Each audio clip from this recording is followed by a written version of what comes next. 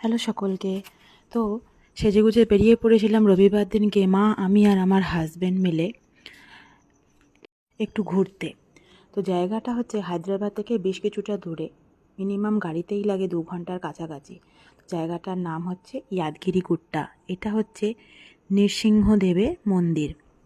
তো এই যে রাস্তাটা আপনারা দেখতে পাচ্ছেন, এইটা হচ্ছে একটা ভিআইপি রাস্তা, যেখান দিয়ে সবাই উঠতে পারে। মন্দির পর্যন্ত খুব তাড়াতাড়ি পৌঁছানো যায়, কিন্তু মন্দিরের গেটে যেখানে টাকা লাগে হচ্ছে যে 150 টাকা ইচ পার হেড আর কি।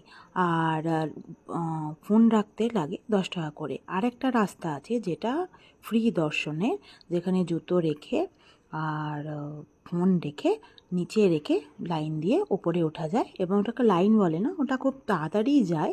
জাস্ট একটা ফ্রি এর রাস্তাটা একটু ঘুরপথে। তো এই হচ্ছে মন্দিরের একটা ক্লিপস। তো এটা সন্ধে হয়ে গেছিলো।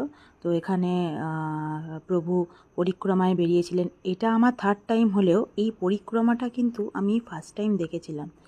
দেখে আমার খুব ভালো লেগেছিলো, এখানে নতুন ধরনের। আর এখানে ভিউ এতটাই ভালো, এটা পাহাড়ের উপরে মন্দিরটা থাকার জন্য পুরো শহরটা দেখা যায়। তো এরপর আমরা ধীরে ধীরে বাড়ির পথে বেরিয়ে পড়েছিলাম।